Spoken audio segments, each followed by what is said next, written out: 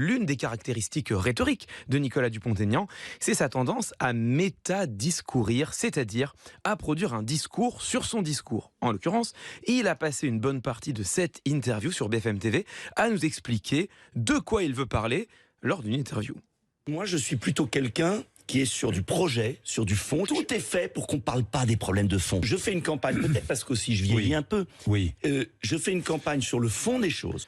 Bon, vous l'avez entendu, pour Nicolas Dupont-Aignan, une bonne interview, c'est une interview dans laquelle on parle du fond.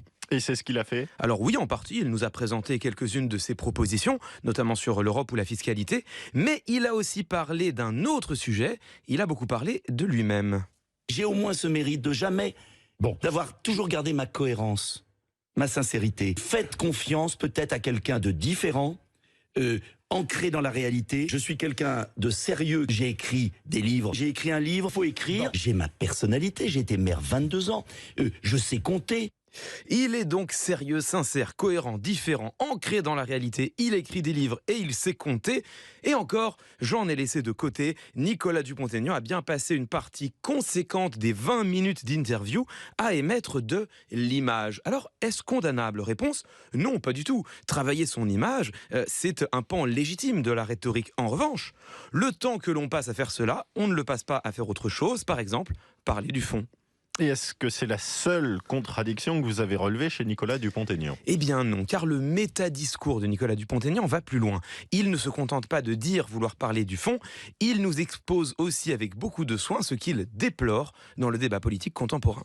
Une campagne qui est toujours sur des polémiques, sur des petites phrases, la loi médiatique, de la petite phrase à la polémique, moins de polémique, faut pas rester dans les polémiques. Je pense que les Français en ont marre des bonimenteurs, en ont marre des polémiques. Nicolas Dupont-Aignan rejette l'utilisation des polémiques et des petites phrases. Alors oui, c'est tout à fait cohérent avec sa volonté de parler du fond. Mais est-ce cohérent avec le reste de son discours ? Quand le prix de l'essence augmente, l'État fait du bénéfice. Je demande solennellement à Bruno Le Maire de rendre cet argent aux Français. Ça, c'est pas compliqué. Il se fait de la gratte. Si vous allez voter, les 47 millions d'électeurs allaient voter. Mais vous balayez ce système pourri. Mais vous le balayez. Ils ont été trompés pendant 20 ans. Par justement des Pères Noël avant chaque élection. Bruno Le Maire qui se fait de la gratte, nous pouvons balayer un système pourri et il y a des Pères Noël avant chaque élection. Nous avons là 3 unités de sens qui sont tout à la fois ramassées, décontextualisables, métaphoriques et hyperboliques. C'est la définition même de la petite phrase, c'est-à-dire la formule choc, volontairement exagérée afin de marquer les esprits. Est-ce que c'est pas le jeu de la campagne, ça? Oui, totalement. D'ailleurs, moi je n'y vois rien de mal. À ceci près que Nicolas Dupont-Aignan nous a répété dans la même interview vouloir se détourner de ces petites phrases. Et ce n'est pas fini. Si d'aventure il restait quelques doutes, écoutez donc ce dernier extrait, il est garanti cette fois sans aucun montage.